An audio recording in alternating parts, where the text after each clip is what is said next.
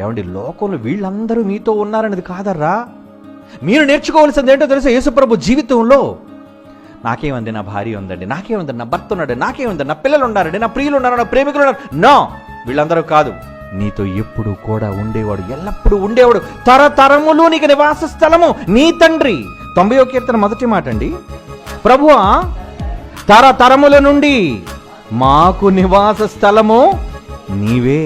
నరులారా తిరిగి రండి. ఆయన దగ్గరకు వెళ్ళిపోవాలి మనమంతా. ఆయనే మనకు నిత్యుడగు తండ్రి. ఆయనే ఎల్లప్పుడూ మనకి స్థిరమైన నివాసం. ఆయనండి, ఆయనతో మనకున్న శాశ్వతమైన బంధం. భూమి మీద ఎవరి బంధాల కోసం మీరు ఆశపడుతున్నారు చెప్పండి?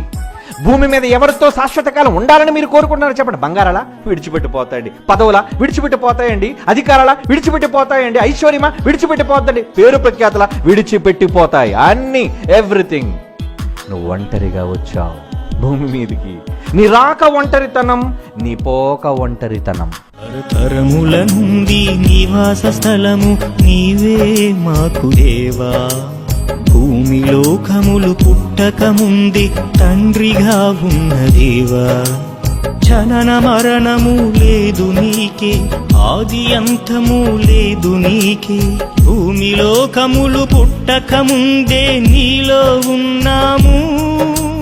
మనిషిని మంటికి మార్చుచున్నావు నీవు. నరులారా తిరిగి రండని పిలచుచున్నావు నీవు. చావే వరమని, నిన్ను చూసే భాగ్యమని, నీ సేవలు చావే వరము మాకే.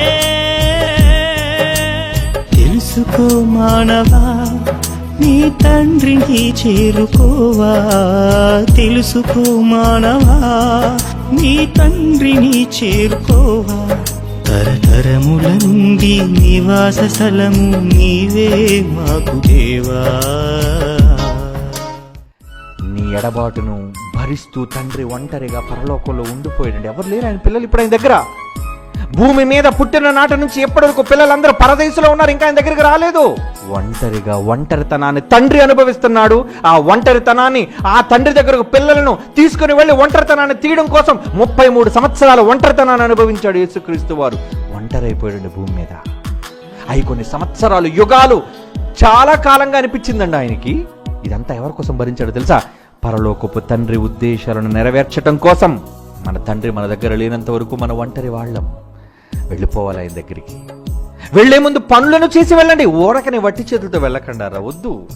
తండ్రి సంతోషించే ప్రక్రియ, తండ్రి సంతోషించే కార్యాలు ఒక యేసు చేశాడు, ఒక దావీదు చేశాడు, ఏమండి ఒక పౌలు చేశాడు.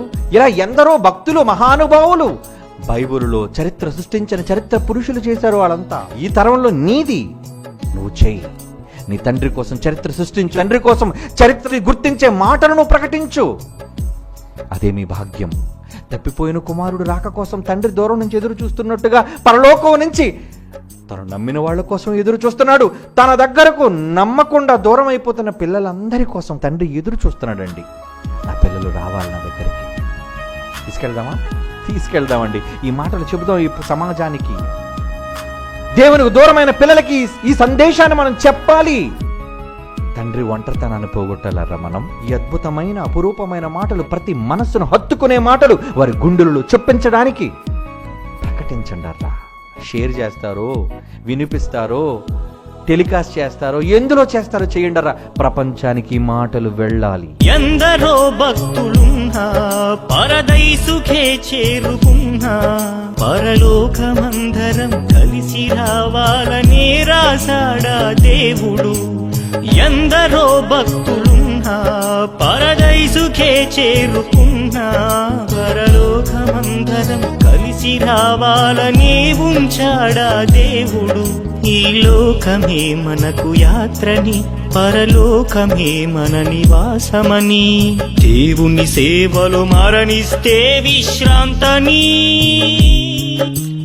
తెలుసుకో మానవా, నీ తండ్రిని చేరుకోవా.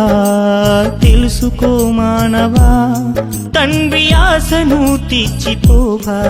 తరతరముల నుండి నివాస స్థలము దేవుడని తెలుసుకోవా